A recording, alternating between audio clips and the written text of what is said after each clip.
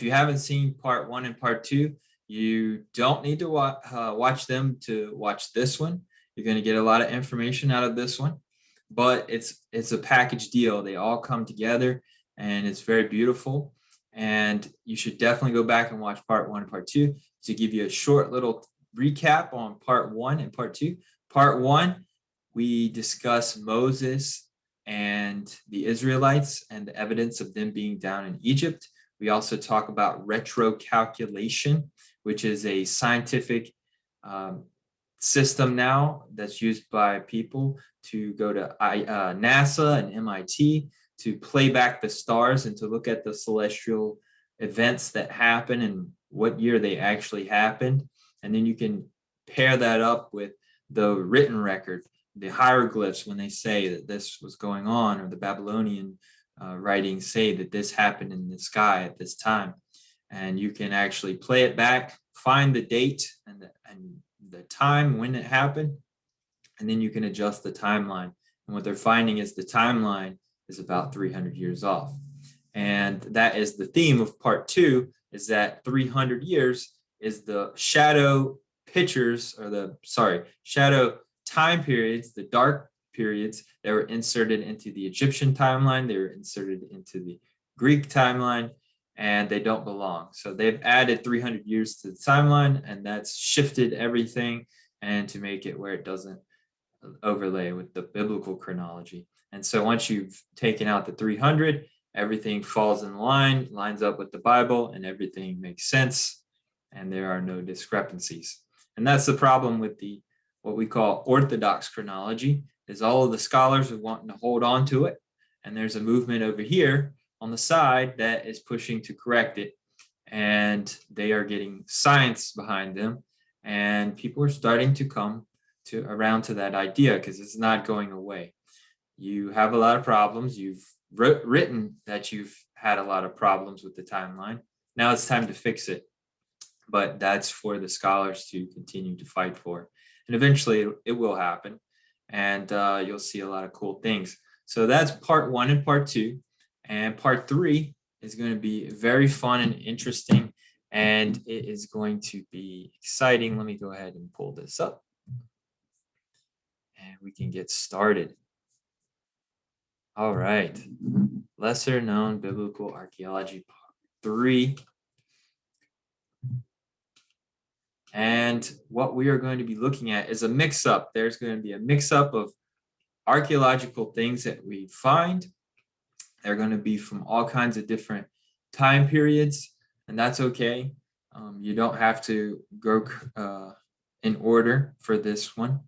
And what we're going to have is that at the end, we're going to have a bunch of little surprises. You're really going to like the ending of this presentation.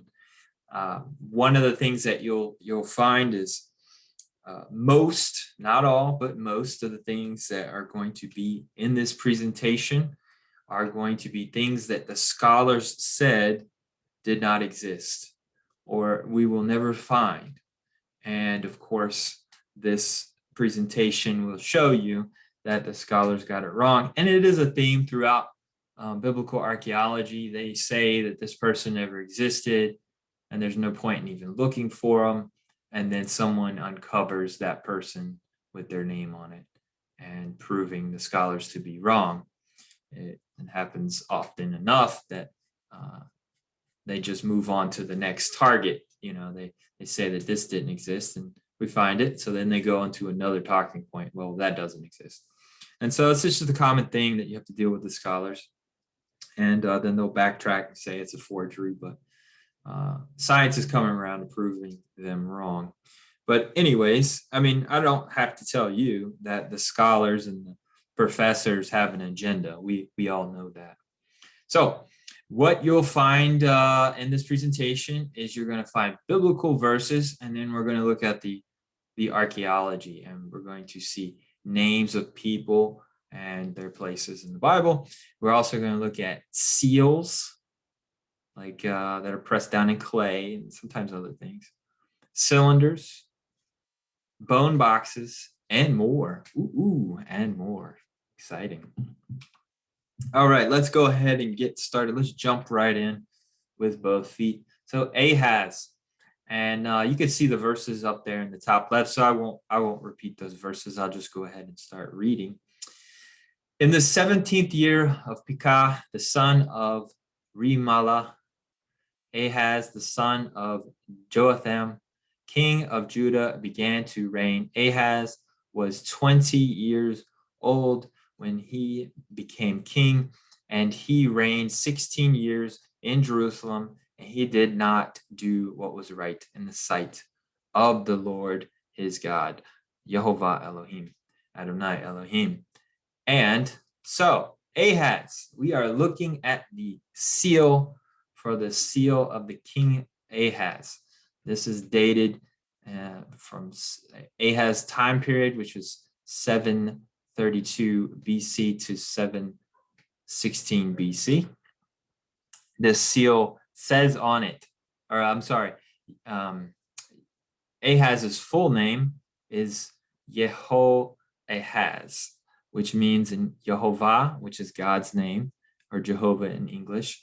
Jehovah has held. So God has held. In Matthew, the gospel of Ahaz, in its lineage, is also the lineage of Jesus or Yeshua. And if you look closely on the left of this seal, there is a fingerprint along the edge. It is possible that this is the fingerprint of Ahaz, the king of Judah.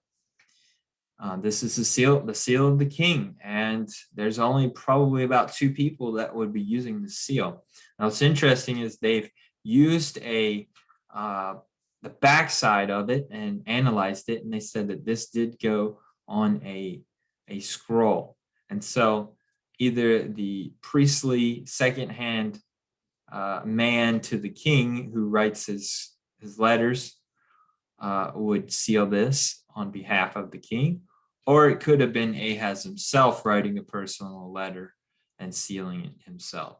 So there's just the possibility that it's his thumbprint, but you can see the thumbprint is clear. In the black and white, it's a lot more obvious. And this inscription reads, belonging to Ahaz, son of Jotham, king of Judah. So there's no question this is the seal for Ahaz, the king of Judah. And that puts Ahaz, the biblical character, into the archaeological record. So he is a real king. Very cool. Now let's move on to Belshazzar. Then Belshazzar gave the command, and they clothed Daniel with purple and put a chain of gold around his neck and made a proclamation concerning him that he should be the third ruler in the kingdom. This is when the Babylonian king Belshazzar has promoted Daniel. And so we're looking for a record of Belshazzar.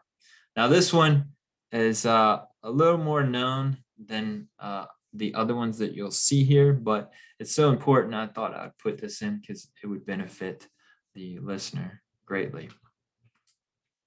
So Belshazzar's cylinder, it's around 556 BC to 539 BC. Nabonidus and Belshazzar, Dr. Raymond P. Daltrey, and this is a quote, "It is an incontrovertible fact that there was a Babylonian prince by the name of Belshazzar, that he acted as a co-regent in Babylonia during the absence of his father in Arabia is equally indisputable. The scriptural account may be interpreted as excelling because it employs the name Belshazzar and because it recognizes that a dual rulership existed in the kingdom." It reads, "As for me, Nabonidus, king of Babylon, Save me from my sinning against your great Godhead, and grant me as a present a life of long days. And as for Belshazzar, the eldest son, my offspring, instill reverence for your great Godhead in his heart, and may he not commit any cultic mistake. May he be seated with the life of plenitude. This cylinder states that Nebuchadnezzar was Belshazzar's father. The Bible refers to Nebuchadnezzar as Belshazzar's father, but it is not uncommon for the Bible to refer to ancestors as father. That's a very common thing. So now let's move on to Caiaphas. That is one of the people out there that they said did not exist. They have no proof of Caiaphas.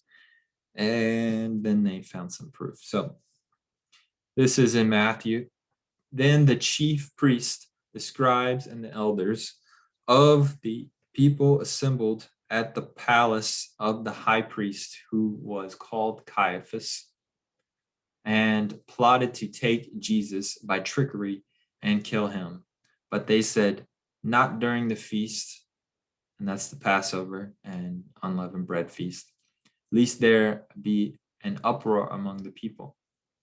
So Caiaphas was the high priest that year, and he was conspiring to get rid of Jesus because Jesus was causing a lot of problems for the religious establishment at that time. You know, when Jesus was traveling around from synagogue to synagogue, he would have a packed house, and the rabbi would be nice and happy, and he would be passing around his plate, and they would be just giving money, and he's just all excited. But then next Sabbath comes along, and Jesus has done left and gone to the next city, and all of a sudden his synagogue is completely empty, and he's got nobody there to put money in the plate. So when Jesus came to Jerusalem, he flipped over the money changers' tables, and he's embarrassing all the religious establishment and making everyone to look silly because he was hitting them with truth and showing them their hypocrisy. So the religious authority at that time was Caiaphas, so he had to do something about it. They all looked to him, hey, you got to do something. So when Caiaphas actually tore his clothes, he actually defiled himself as a high priest. And so when you tear your clothes, there's a law about the high priest can't have torn clothes. So what they should have done was go back to the temple and draw lots again for who can be the high priest. And so Caiaphas was technically not able to be the high priest. So at the time of Jesus being crucified, there was no high priest. And guess what that does? That makes Jesus our high priest, which totally makes sense because he's called our high priest. But anyways, I thought I'd throw that in there. So Caiaphas was the high priest. He tore his clothes, and he said, this man shall be put to death. And this is Caiaphas Ossuary. Ossuary is kind of a tomb area where you would put a box and put bones in it. And they found this in 1990. In Jerusalem, south of the Temple Mount, during the building of a water park, workers found a burial room. One ossuary reads Caiaphas, while the other ossuary reads Joseph, son of Caiaphas. And a lot of people thinking, oh, how common was Caiaphas of a name? It was actually not very common. Most people had Yeshua or Jesus. Most people had Mary, Joseph, David. There are very common, Nehemiah. There's some common names out there. Caiaphas is not very common. And so for him to have this ornate, wonderful box and to be in the area where it was placed indicates that this is likely the Caiaphas that's mentioned as the high priest in the Bible. Also, this ossuary dates to the 1st century, so this is perfect in line with the Bible. I do personally believe that this is the Caiaphas the Bible talks about. Now let's look at Cyrus.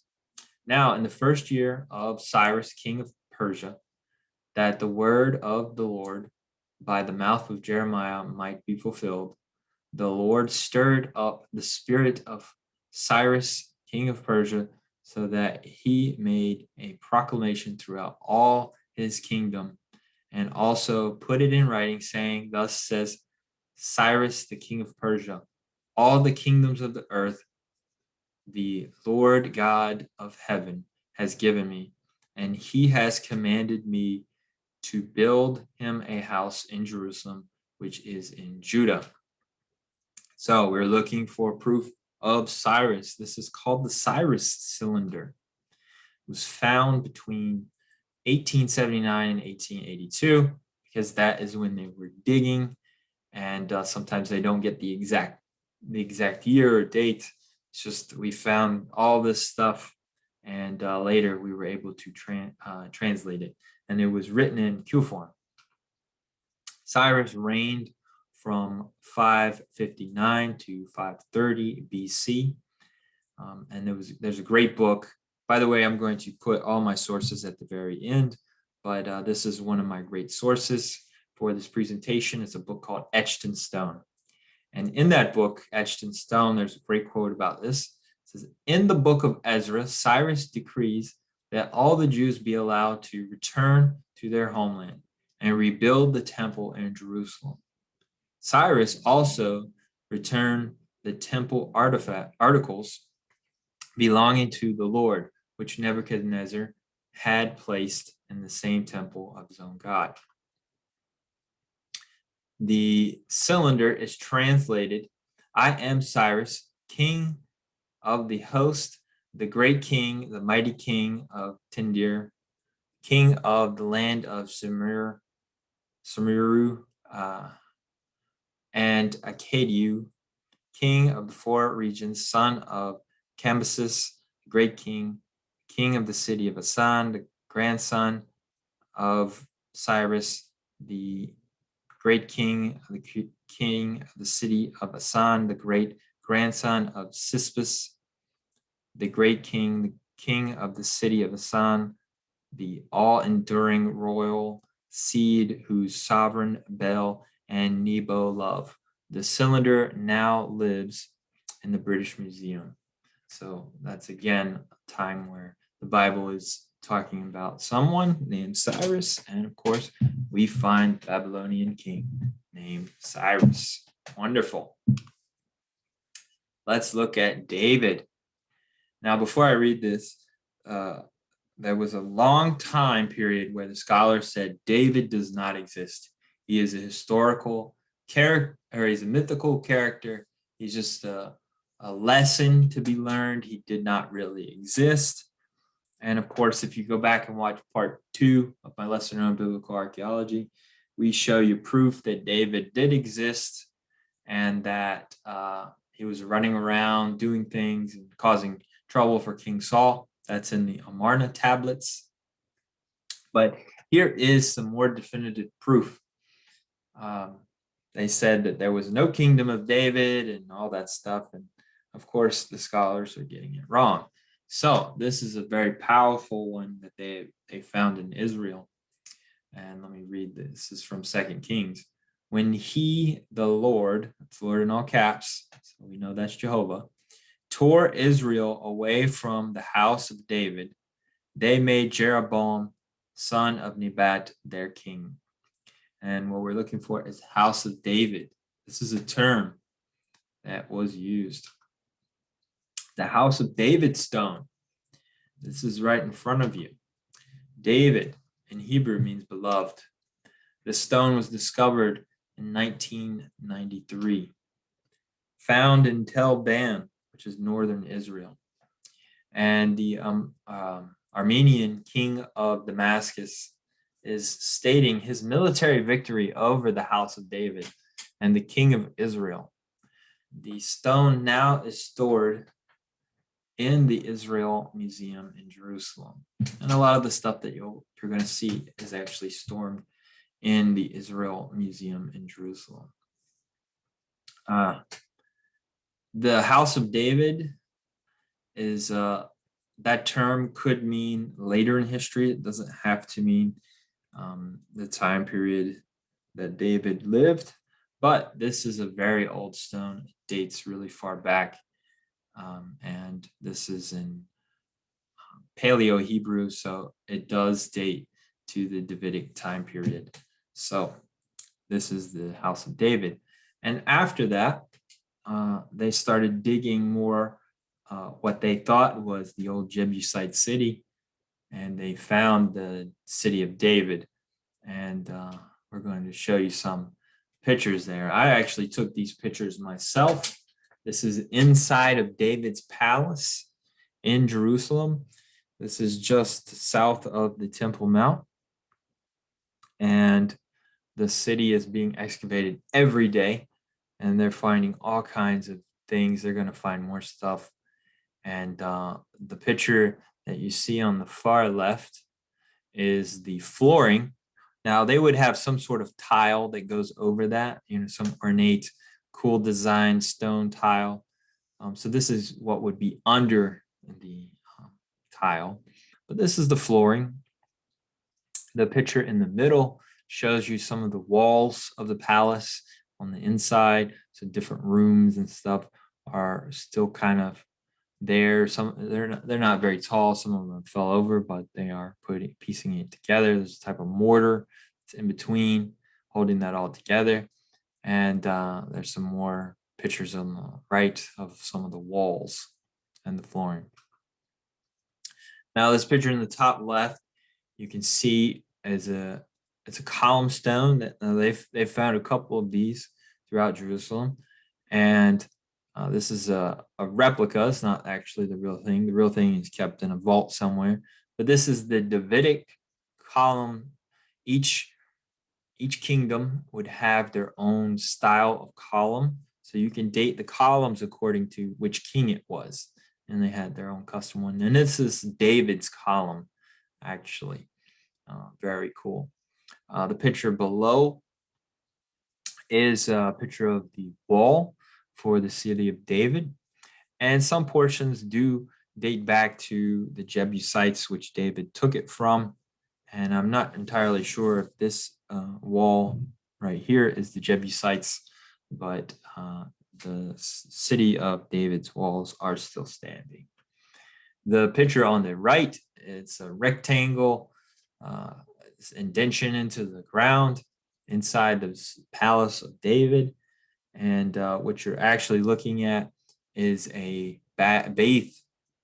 bathing hole. It's a bathtub, essentially. And you can remember Bathsheba was taking a bath on the top of the roof. And it is quite possible that the bath you were looking at, Bathsheba actually bathed in when she lived in the palace of David. I thought that was interesting. So I thought I would share that with you. Now let's move on. Gedaliah. Let's look at Gedaliah. The Bible mentions a guy named Gedaliah. Gedaliah was left in charge when all of the people of Israel went to Jerusalem, or went to Babylon, and a group of people were left in Jerusalem, and Gedaliah was in charge. Not so much a great character in history, but let's read in Jeremiah. Likewise, when all the Jews who were in Moab, among the Ammonites and the Edomites, and who were all in the countries, heard that the king of Babylon had left a remnant of Judah, and that he had set over them Gedaliah, the son of Anakim, the son of Shaphan. And Shaphan is not a good character. He made people to worship other gods, Asheroth and Baal, and do sun god worship, bowing to the sunrise. Anyways, then all the Jews returned out of all the places where they had been driven and came to the land of Judah to Gedaliah at Mizpah and gathered wine and summer fruit in abundance. So they have found a seal, also known as a bola. I should have mentioned that earlier. It's just a clay indention that has been hardened through heating or whatever. But Gedaliah seal, 587 BC, Nebuchadnezzar placed Gedaliah as governor over the people left in the land, which we've already discussed. Gedaliah means Yah has made great. So Yehovah, and the shortened form, the poetic form is Yah. God has made great. This seal translates to Gedaliah, son of Pashur. It's found in the city of David in 2008. It's now being stored in the Israel Museum in Jerusalem. This is another seal. It was found in 1935 in Lachish, Israel. The seal reads, Gedaliah, the one who is over the house being the house of God, the temple. Gedaliah was murdered by Ishmael, son of Nathaniel, and that Ishmael also has a seal, which I'm not going to show. So what we have here is we have two seals from the same guy dating to the same period, and it is in line with the Bible. Very cool. So what that would do is that would prove that Gedaliah is a real character, and also Ishmael is a real character, because we are getting multiple seals. Let's look at Gemariah. When Micaiah, the son of Gemariah, the son of Shaphan, we already know Shaphan's a bad guy, heard all the words of the Lord from the book, he then went down to the king's house into the scribe's chamber, and there all the princes were sitting. Elishmaiah, the scribe of Deliah, the son of Shemaiah, Elinathan, the son of Akbor, Gemariah, the son of Shaphan, Zedekiah, the son of Hananiah, and all the princes. So we're looking for Gemariah. The seal that dates to 605 BC. We found one.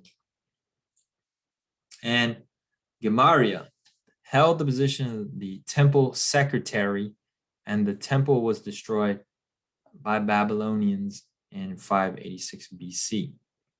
Now, I guess it's important to state that these seals are small. They're quite small.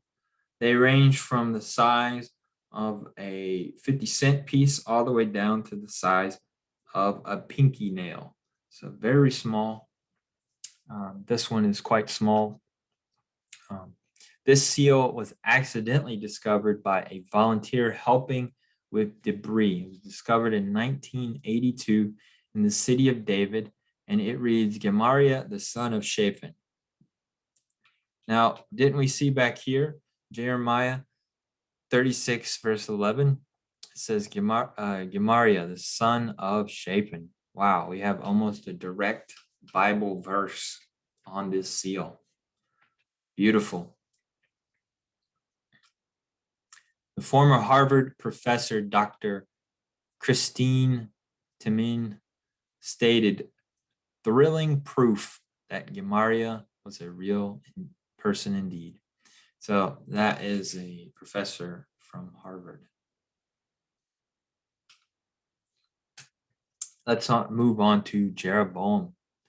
Jeroboam. There's two Jeroboams, and the Bible in 2 Kings is talking about the second Jeroboam. In the 15th year of Amaziah, the son of Joash, king of Judah, Jeroboam, the son of Joash, king of Israel, became the king in Samaria and reigned 41 years. and he did evil in the sight of the Lord. He did not depart from all the sins of Jeroboam, the son of Nebat, who made Israel sin. Jeroboam did not do right. This is a seal. Jeroboam II, 786 BC to 748 BC. And I'm going to give you a comparison of how big this is. So let me just share with you. And so this is a piece that I have. And you can see how big Jeroboam's seal is. This is the one is the seal, and then the one is the imprint of the seal. And this one was found in Megiddo, which is northern Israel, which overlooks the area of the valley of Megiddo, which is where the battle of Megiddo is going to be fought. The Armageddon, that's where we get Armageddon, is Megiddo, the valley of Megiddo. All right. So discovered in Megiddo in 1903 to 1905, somewhere in that time period. And that's in northern Israel. That's really close to Nazareth. And in Kings, it says he did evil in the eyes of the Lord. He made them to worship golden calves, Baal, and Asheroth. So he set up idols at the tops of mountains, and he defied the commandments of God. The Scarabad seal of jasper reads, belonging to Shema, servant of Jeroboam. Scholars all agree that the seal refers to Jeroboam II, which is 784 BC to 748 BC, rather than Jeroboam I, which is 928 to 907 BC. The distinction is that makes this Jeroboam the Jeroboam that is being talked about as the king of Judah in 2 Kings chapter 14. Very, very cool stuff. Let's look at Pilate, Pontius Pilate, not to be confused with Pilates. If you Google Pilate, you're going to get Pilates, Pilates mats and stuff. It's kind of funny, but we're not talking about Pilates. We're talking about Pontius Pilate, the Pontus. In Luke, then Pilate asked him, saying, and that's asking Jesus, are you the king of the Jews? He answered him and said, it is as you said. So Pilate said to the chief priest and the crowd, I find no fault in this man. And just a little background on that statement. It's very important to know what that statement is all about. In the Bible, there are biblical feasts, and for the Feast of Passover, they would bring a lamb onto the Temple Mount, and for 4 days, they would analyze it, and they would scrutinize it. They would try to see if there's any fault in it. They would come up to it every day and look for impurities, so they could say there's a blemish, we have to get another lamb. And there's a certain time period just before Passover where the high priest would go out and declare to the people, I find no fault in him. And so what you have is God, through the mouth of Pilate, declaring that Jesus is the Passover lamb and there is no fault in him. It's very beautiful that God did that. And there's also another one. There's actually a bunch of these, but another one that I'll mention is at the end of the animal sacrifice, which happened on a Wednesday. They would start sacrificing early in the morning, and then by 3 o'clock, they would be done sacrificing the Passover lambs for all the families, and they would make one for the nation of Israel.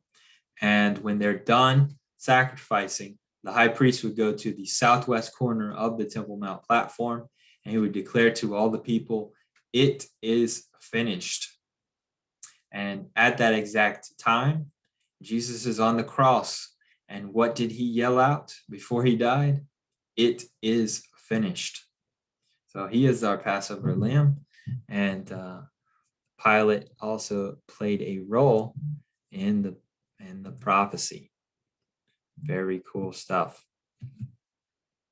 So let's look at Pontius Pilate.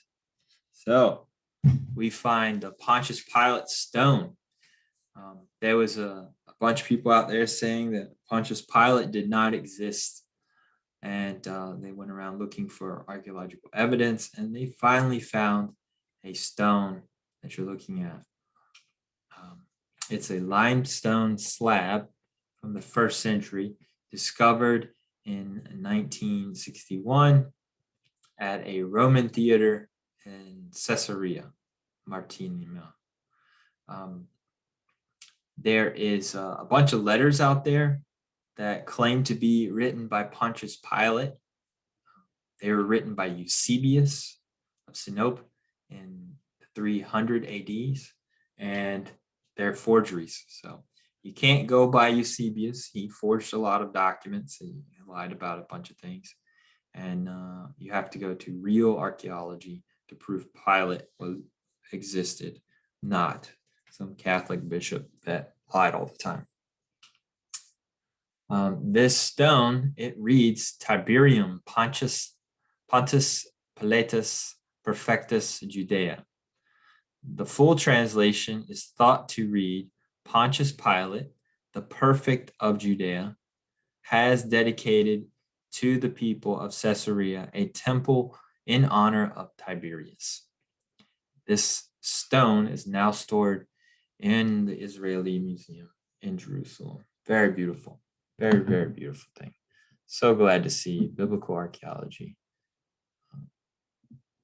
being taken care of by people who don't necessarily agree. The Jewish people run that museum, and here is something that goes along with Christian history. But anyways, there is another thing found. It is the ring of Pontius Pilate. Pilato, his name's Pilato in Greek. And this is a picture of his ring. They found a ring with his name on it, Pilato. And this is a seal ring that someone would wear and they would press down. And Pilate would have it, or his number 2 man would have it, the person who works at his right hand, do the work for him. You remember Joseph got the ring of Egypt. Pharaoh, the Emperor Pharaoh, he got his ring and was able to do. And so that means you have their power and you can seal documents for them. But anyways, this is Pilate's ring. And to give you some size perspective, I actually have a replica of his ring. And this is actually how it's shaped. It doesn't have the back of it. And there you go. It would fit on my finger too, as well. And that is Pontius Pilate's ring. I think it's made of bronze. And they found it in a very interesting place. Let's go back to this. And they actually found it on this big mound. And this mound was a burial place built for King Herod the Great. And so when King Herod the Great died, Pontius Pilate removed his ring and either gave it to people to take to Herod's burial place, or Pontius Pilate visited it and left his ring. It's a very noble, like honorary thing to a king to do something like that. So luckily we were able to dig it up and find it. So that is 2 historical records of Pontius Pilate being a real person in the Bible. Let's move on to Ahab. This is a fun one because Ahab leads to Jezebel. We will definitely be getting to Jezebel. 1 Kings. Now the rest of the acts of Ahab and all that he did, the ivory house which he built, and all the cities that he built, are they not written in the book of the Chronicles of the kings of the Jews and kings of Israel? Sorry. So they have actually found the palace of Ahab. It says his palace, the ivory house which he built. And so he was known for his ivory buildings. And it's not that they were made out of ivory, it was that they were decorated out of ivory. And so there was an ivory plaque found for Ahab. The palace is built for him. Ahab in Hebrew means love, but it also is related to Ayahayab, and that means father's brother. So there's a relationship of love and father's brother, father being God Almighty. This was discovered in 1931 to 1935 in Samaria, Israel. Ahab's palace was reported to be adorned with ivory, etched in stone. Quote, fragments of ivory discovered in the palace confirm the tale of the house of ivory which Ahab built. Archaeologists digging in Samaria at Ahab's palace complex uncovered more than 500 fragments depicting flowers and animals, winged figures in human form, and the Egyptian god Isis and Horus. And you can see there's animals fighting, bulls fighting. This picture in the lower middle is an infant on a lotus flower, perhaps having to deal with child sacrifice to Isis and Horus. There's a cherubim in the top right, and then the bottom of the corner is a picture of the palace itself. Now, also found in this palace and throughout the Middle East in various places is the woman in the window. In Ahab's palace in Samaria, there was one that's the top right corner picture, the woman in the window. She's always done with adorned hair and pretty eyes, and always in a window. You can tell it's a window just by the depiction. They also found it in Fort Shalmaneser. There's a few other places that I don't have up here. They find the woman in the window. Who is the woman in the window? That is Jezebel. Let's read 2 Kings. Now when Jehu had come to Jezreel, Jezreel heard of it, and she put paint on her eyes. By the way, paint on her eyes is a euphemism. She's getting ready to make a sexual advance, and adorned her head and looked through a window. Then, as Jehu entered at the gate, he said, is it peace, Zimri, murderer of your master? Zimri is like a great one title. So Jezebel is yelling out to him. She's flirting with him and saying, great one, to murder your master. You know, she's getting ready to flirt with him, and to because she knows that Jehu is there to kill her. So she's trying to make herself not the target. And he looked up at the window and said, who is on my side? So Jehu says, who's on my side? He's talking to the eunuchs up there. Who? So 2 or 3 eunuchs looked out at him.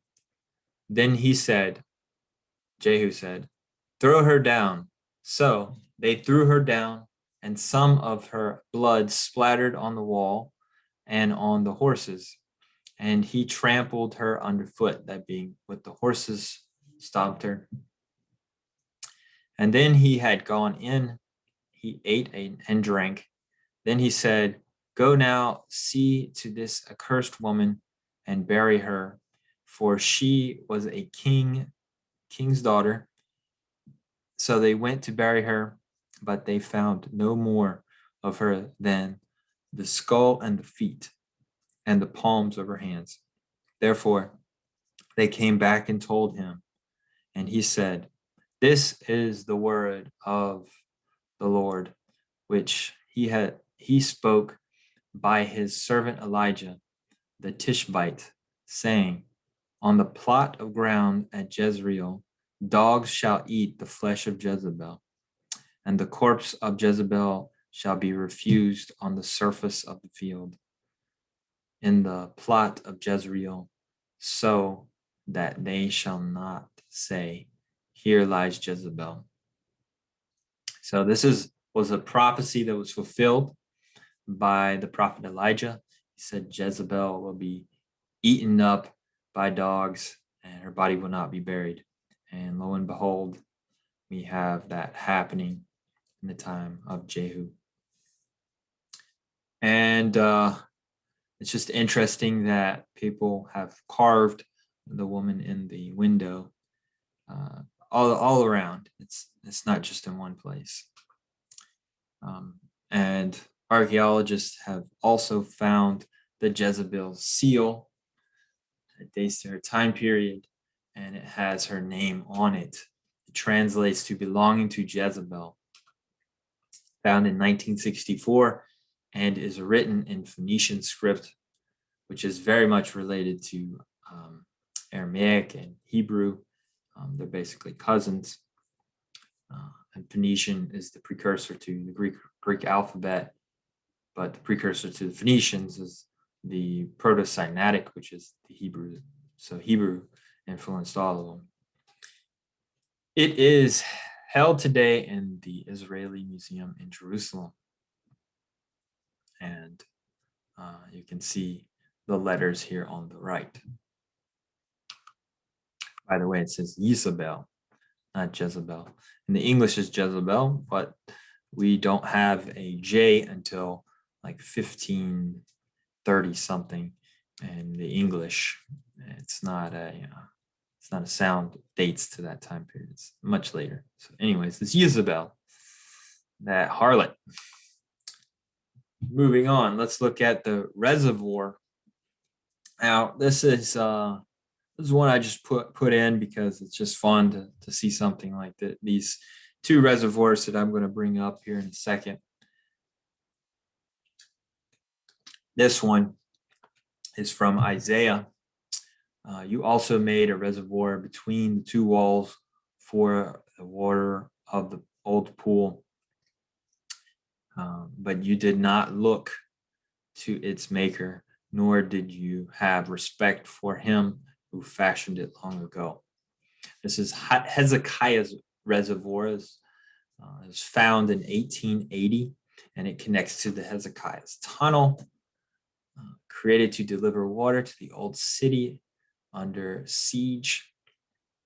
The reservoir is 240 by 140 feet and can hold 3 million gallons of water. It can still be used to this day.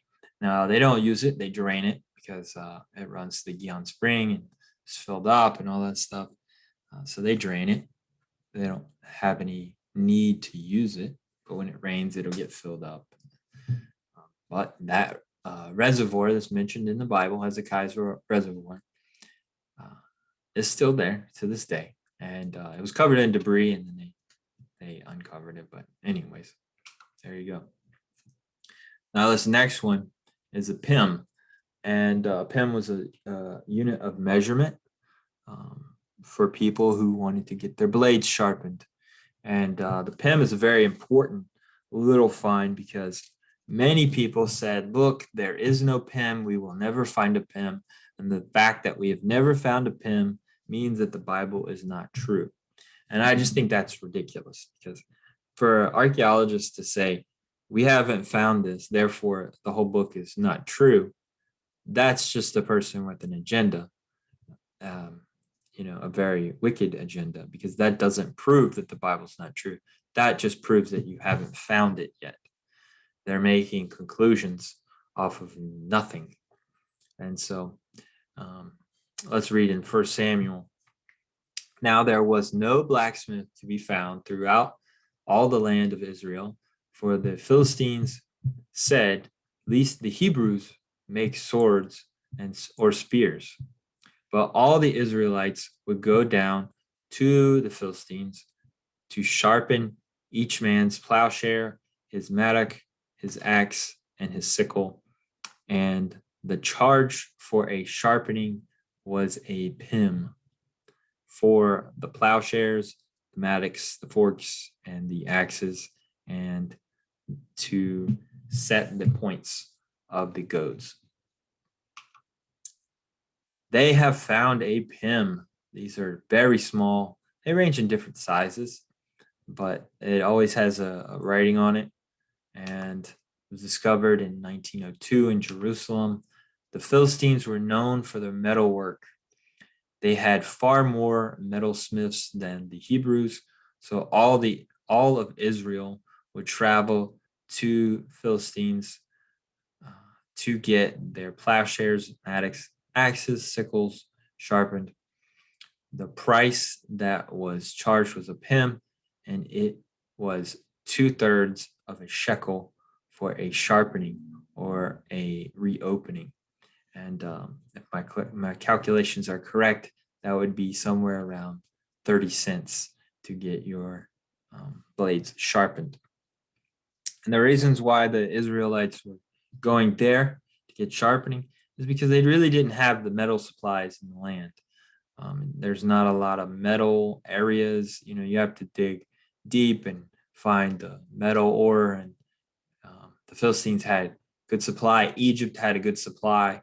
And then if you don't have a good supply, you don't have a lot of people who are experienced with working with metal. So they would go to the Philistines. They had superior metal. The Hebrews were very good with working with stones. So stonework was what they were good at. The Philistines were good with metal. Now let's look at the pool of Gibeon. Now, 2 Samuel.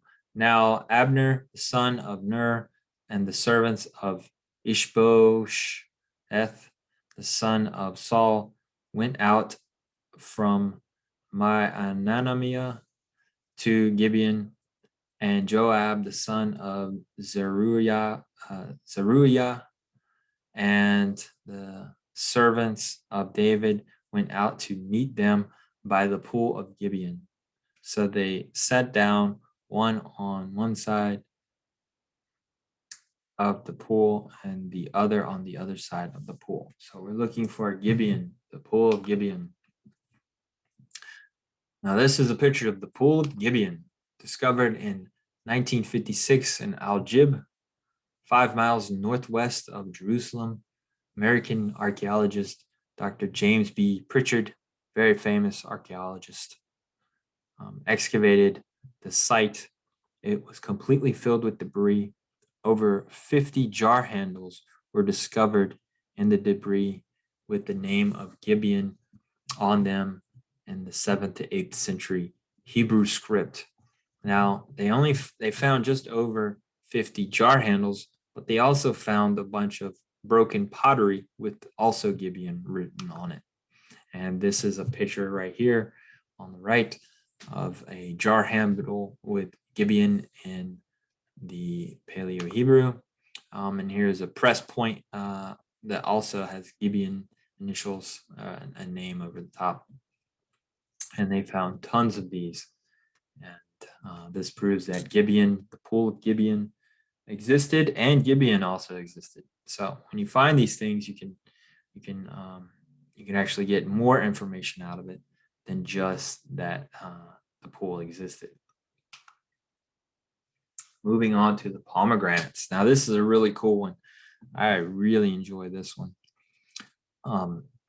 So in Exodus, it says, "You shall make," and this is talking about the high priests and their outfits. "You shall make the robe of the ephod all of blue. There shall be an opening for his head in the middle of it. It shall have a woven binding all around its opening, like the opening of a coat of mail, so that it does not tear. So the high priest cannot have torn clothes. We know this. And there's another verse for that. It has to be perfect. And upon its hem you shall make pomegranates of blue, purple, and scarlet all around its hem, and the bells of gold between all of them. A golden bell and a pomegranate, a golden bell and a pomegranate upon the hem of the robe all around. So we are looking for pomegranates, but we're also going to check out what's this deal about a bell. So here is an ivory pomegranate that was found just by the garden tomb. It was excavated, and to give you a little bit of a size perspective, I know there's one on here already, but I'm going to give you more size perspective. So here is a replica that I have. Now this stone, or this little ivory pomegranate, it is 1 5/8 inches tall, and it is 7/8 inches wide. And it was found right by the garden tomb. It is made of not ivory from an elephant. It is made of ivory from the bone of a hippopotamus. I'm not sure if it's the tooth of the hippopotamus, but it's hippopotamus and related. And it has Paleo Hebrew over the top of it. You can see. And what this thing was they had a spear that it went on to. It was the tip cover of a blade, and that blade was used in the temple. It was used by the high priest for some sort of purpose, but let's continue on. Discovered in 1979. The Bible says that Solomon used the pomegranate to decorate his palace and the temple of the Lord. That's Lord in all caps, so we know that's God's name. Moses was instructed to place pomegranates of blue and purple and scarlet yarn, placed all along the hem of the high priest's garment, as well as the bells of gold between. The pomegranate in the Paleo Hebrew translates to belonging to the temple of Jehovah, holy to the priest. So this is something that the high priest had, and it belongs to the temple. And they theorized by the shape of the top point that it was placed on a blade, which I've already explained. But there was a movement out there of people trying to say that it was a forgery. And a lot of people started to believe this, but they did some scientific research on the crack. You can see the crack in the picture in the bottom right, and some of the other crackings. And when they zoomed in and looked at the crackings and compared them to the carvings of the Paleo Hebrew around the side, they found that those date to the same time period and that they are old and consistent with something being from the 9th century BC. So this thing is true. It is not a forgery. It is not fake, and it does date to King Solomon's temple. So this quite possibly is from the temple and was on a blade of some sort that was used to maybe sacrifice animals, maybe to cut other things, perhaps wicks, and who knows exactly what it was. But this is authentic, and this is actually one of the prized possessions in Israel. They have it in a wonderful super vault. You can't get to it, and it's one of the most important finds in Israel. One of the second most important finds, which is something that they found recently. Oh, the reason why that pomegranate is so important is because it dates to the first King Solomon's temple, and it also is from the temple, which it states, and it's Paleo Hebrew. But the most important part is it has God's name on it, not not saying Lord or Adonai or anything like that. It actually has his name, which they did not ban his name until roughly around 128, 133, 148, somewhere in there, AD. So well after Jesus did they start saying his name was too holy. And I have a whole thing on that. You can go look that up on Yehovah is his name presentation in the special editions. So getting to the second most prized possession in Israel, besides the manuscript of Isaiah scroll, there is this guy, this little golden bell that we read about, that the high priest was to have these little bells placed at the bottom of their priestly garments. The high priest would walk around with these bells on, and you would hear him, and he would jingle, and you could not mistake him. He's the only guy that's got these bells on. And they found this tiny little bell, and there's the size of it, on the road that leads to the Pool of Shalom. And the reason why they found this bell on there is they know there was once a year during the Feast of Tabernacles that they had a ceremony called the Water of Libation. Now, this is not entirely a biblical ceremony, but what happened was the Pharisees pressured the Sadducees into doing this ceremony. And they also did it in the time of Jesus. And what would happen is the high priest would walk down this path to the Pool of Shalom, and he would dip a big old bowl into the water, and he would gather water, and he would carry it himself uphill, up that route to the Temple Mount, and he would walk in. And as he's walking that route, perhaps it's likely that one of these bells had fell off of his priestly garment. Maybe one of the stitchings of the little thread had ripped by him walking, and the bell fell off. And what they would do is they would take water and they would take blood of an animal, and they would pour them in these little holes on a big stone. And they were shaped in a certain way that the water and the blood would hit at the same time on the same spot. And it would be a mixture of blood and water mixing at the exact same moment that it would hit. And they had this down to a science.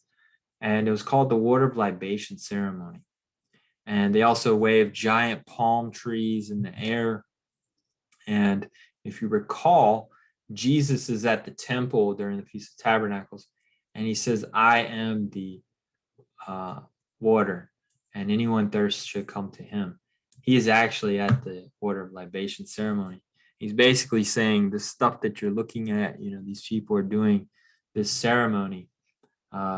Forget about it. I'm the water. If anybody thirsts, you come to me.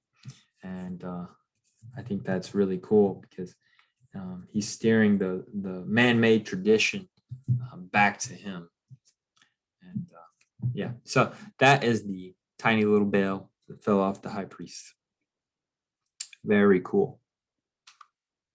These are some honorable mentions. These are some seals that are out there that is just too much. I mean, I peeled back that onion and I found there's a lot more seals of biblical characters. There's like maybe a few that were forgeries, but for the most part, there's a lot of them out there. And, you can just take a picture or look at these. I got the Bible verses of these people that are mentioned. Hananiah, Jezaniah, Baalis, and Pedaiah. And this last one, this bottom one on the right, Nathan Melech, also mentioned in 2 Kings. He is one of the priests. This seal was actually found in the city of David not too long ago, actually. Perhaps I think it was about a year ago that they found this one. So they're finding these all the time, and they're just going to continue to find more biblical people proving that the Bible is true and real. And it's my job to bring this to you because nobody else is teaching this. So they're finding these things, and they're awesome. And yeah, so check into them. Now, let's get on to some Egyptian history. We are going to look at Moses and Moses's mother, and we're going to be showing you things that are new things that are presented out there. The evidence is starting to stack up. The scholars are starting to jump ship and start to adopt these new concepts. And so this particular statue that you're looking at is Hatshepsut Neferuri Matkari, the granddaughter of Amus, the daughter of Amenhotep I, who is also Thutmose I. So what does that all mean? What you're looking at is a statue that is completely unique to Egyptian history. There is no other daughter of Pharaoh out there that is depicted this way, showing off an adopted son that she took on. That is not her own. She's not married. She doesn't have a husband. She doesn't have children, but she has adopted this child. This child is not Egyptian. This child is Hebrew. If this starts to sound familiar, you are thinking correctly. This is Moses and the Pharaoh's daughter that adopted Moses. This is the right time period. Once you fix the Egyptian timeline, take out the dark periods of 300, you have Moses landing right there. And all of the history that we're going to discuss matches the biblical story. So Hatshepsut is Moses's Pharaoh's daughter that saved him from the river. Why would that even happen? You know, the Pharaoh has ordered that all these babies be killed. Well, the Pharaoh that ordered that is the emperor Pharaoh, and there's a regional Pharaoh. So that you have to understand that there are multiple pharaohs going on.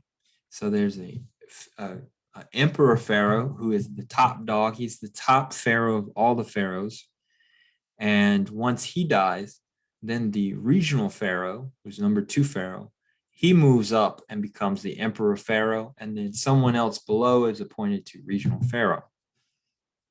It's very interesting to point out that the people had multiple names. And so when they are in line to be a regional Pharaoh, they'll have one name. And then when they get promoted to regional Pharaoh, their name will change to another name. And then when they're promoted to the emperor Pharaoh, they'll get another name.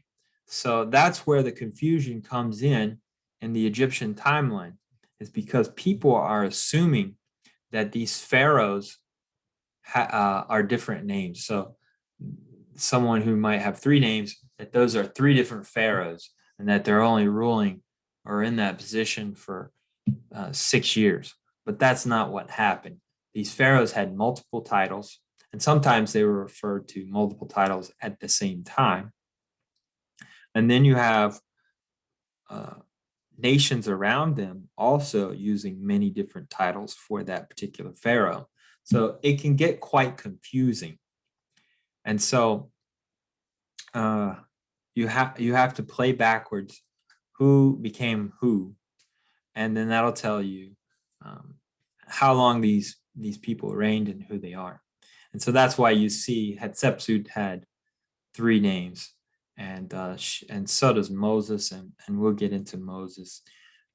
But the grandfather, so the emperor Pharaoh that ordered Moses or all the firstborn children to be thrown into the Nile was the emperor Pharaoh, had no relation to Hatshepsut, and um, babies being thrown into the water of the Nile. The Nile was considered the afterworld.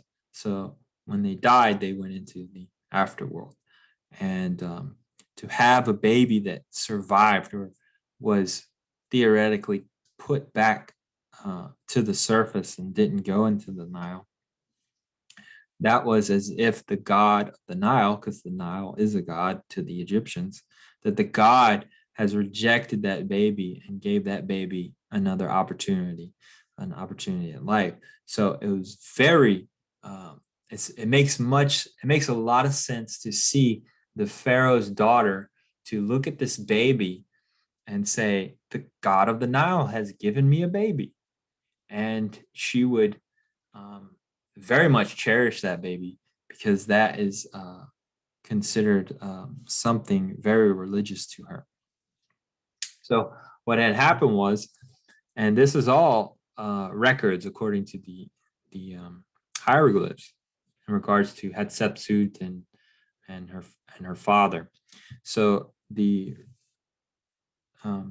since the emperor Pharaoh was still in charge, Hatshepsut could not bring this Hebrew. Look at some of the archaeology that I'm sharing with you. The etched in stone book, amazing. Just one thing after another. Records of biblical archaeology. The Battle for the Firstborn Son, amazing, written by Ron Wyatt's wife, Mary Nell Wyatt.